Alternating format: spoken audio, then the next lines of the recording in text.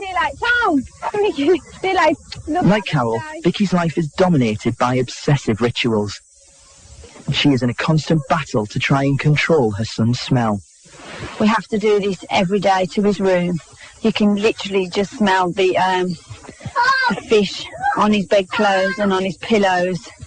It just lingers in the whole room. I mean, it follows him around.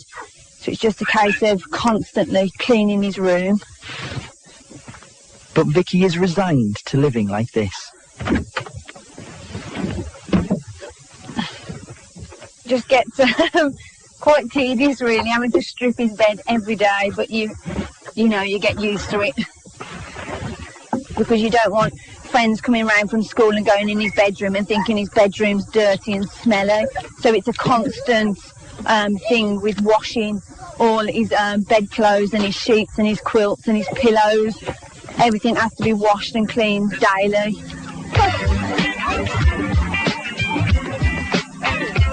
Thomas attends the local primary school, where most of his classmates accept his fishy smell.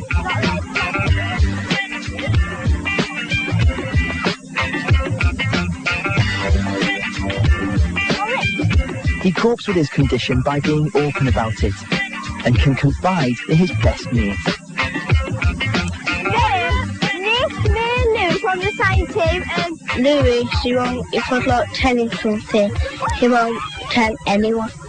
He's sort of my closest, bestest friend, because he knows all about what I've got, and he won't tell anyone. It's kind of freaky how I have it, because I've not ever heard of it before. Sometimes when you breathe one, you can actually smell something weird. Something fishy.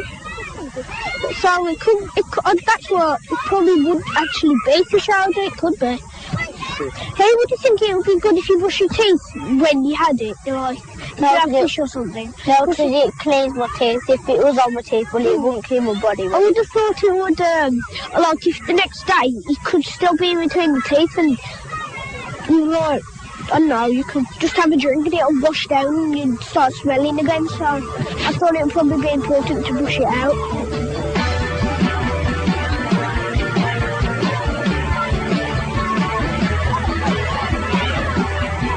For now, Thomas is relaxed about his condition.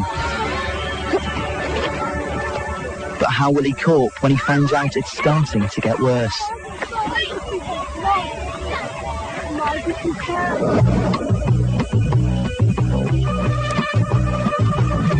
I would never tell somebody that they don't smell nice. It's not a very comfortable thing.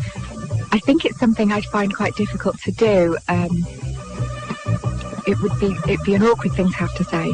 I don't want to hurt anyone's feelings, but then again, I would like someone to tell me if I smell. No one dares tell us, but we all smell.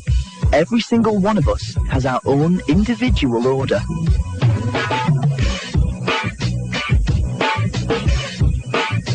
But just how distinctive is our personal smell?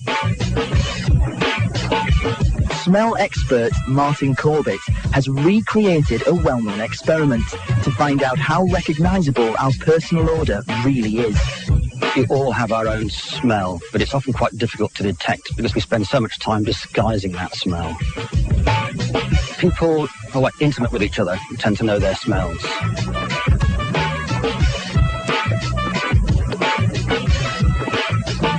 To prove his point, Martin asks a group of men to build up a smelly sweat by working out as vigorously as possible.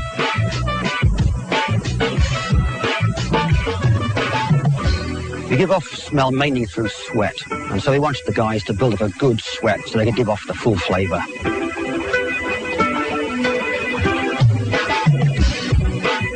It doesn't take long before all the guys' shirts are ringing with their own very pungent body odours.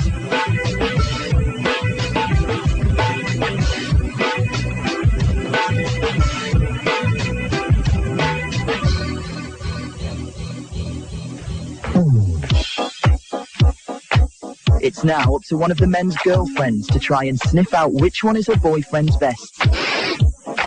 By the smell alone. I thought, oh no, I'm going to really upset him by picking the wrong one.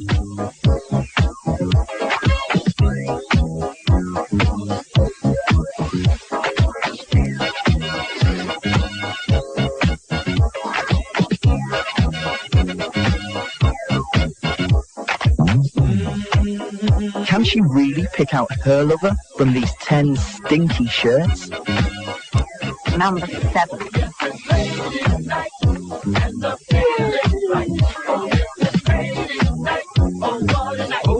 So it's true.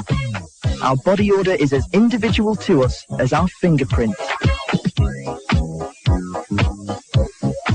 I can't really imagine being in love with somebody whose smell I didn't like. I think it's a very important thing for me.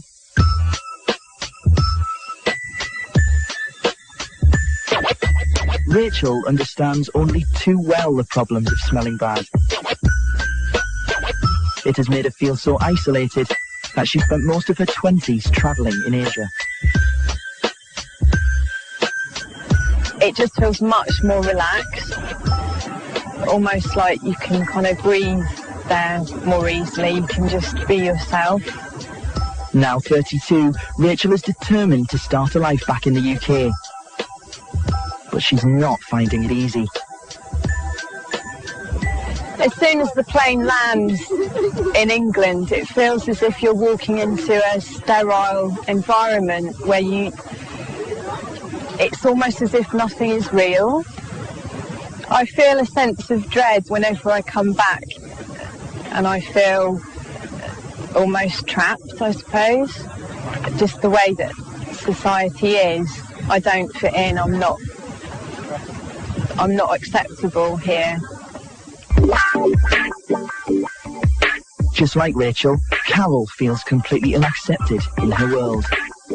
In the back of my mind all the time is this problem. Very, very isolating, very isolating. Carol has been so terrified of subjecting others to her smell that she avoids people as much as possible. Even the busy school run keeps her hidden in the car streets away. Don't want to get too involved. I don't want to sort of make, too many friends, because then that might lead me into a situation that makes me feel uncomfortable. I try to keep my distance, really. Hi, Carol.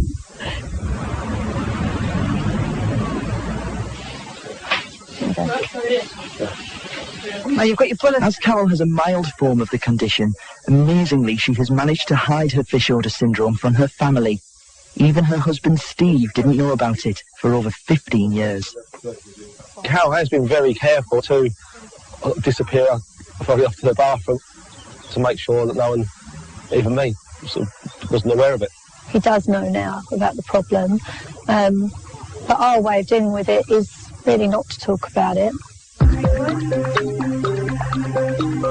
On the surface, Carol and Steve look like a typical happy family. But in reality, life has been anything but that. It all felt very dark, really. My life felt very dark because I felt shame. I really have considered suicide, but I've got 2 children, I've got a husband. I couldn't do anything like that.